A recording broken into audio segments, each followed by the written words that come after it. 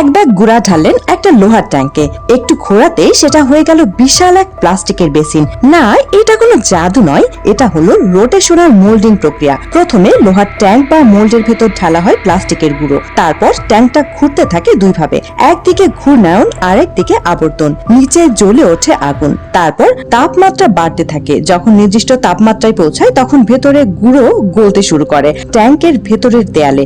ধীরে ধীরে ভেতরের সব দিকে ভরে ওঠে, তৈরি হয় একেবারে ফাঁপা প্লাস্টিকের পণ্য। এরপর আগুন বন্ধ, ঠান্ডা হতে দেওয়া হয়, আর শেষে মোল্ড খুলতেই বেরিয়ে আসে নতুন আকার, যেমন বড় ট্যাঙ্ক, ড্রাম, ওয়াশ বেসিন কিংবা খুচরা বড় কন্টেইনার। শুধু গোল নয়, চৌকো বা বিভিন্ন আকৃতিরও বানানো যায় এই প্রক্রিয়ায়। যদিও গতি খুব বেশি নয়, তবে বড় সড়ো বা ফাঁপা প্লাস্টিক সামগ্রী তৈরির জন্য এটি দারুণ উপযোগী। এই পদ্ধতিতে তৈরি পণ্যগুলো দৃঢ়, হালকা এবং দীর্ঘস্থায়ী হয়। শিল্প খাতে বড় আকারের ট্যাঙ্ক, পানি বা রাসায়নিক সংরক্ষণের ড্রাম, প্লাস্টিকের কন্টেইনার, এমনকি কায়াক বা ছোট বট বানানো যায়। রোটেশনাল মোল্ডিং এর কোনো জায়েন্ট বা সিলিং এর প্রয়োজন হয় না, কারণ পুরো পণ্যটি এক টুকরোতেই তৈরি করা হয়। এটি পরিবেশ বান্ধবও বলা হয়, কারণ অব্যবহৃত প্লাস্টিক পুনর্ব্যবহার করে আবার ব্যবহার করা সম্ভব। এই প্রক্রিয়ায় তৈরি পণ্যগুলো অত্যন্ত মজবুত ও ক্ষতি প্রতিরোধী, যা দৈনন্দিন জীবনে সহজে ব্যবহার করা যায়। রোটেশনাল মোল্ডিং এর মাধ্যমে পণ্য তৈরি কোনো ফাঁক বা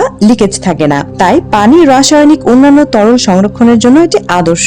তাই এখন থেকে যদি বড় প্লাস্টিকের ট্যাঙ্ক, বেসিন বা কন্টেইনার দেখেন, মনে রাখবেন এর পেছনের কাজ বিজ্ঞান এবং অসাধারণ প্রযুক্তির, যেখানে গুঁড়ো থেকে পণ্য তৈরির চমৎকার জাদু নিহিত আছে।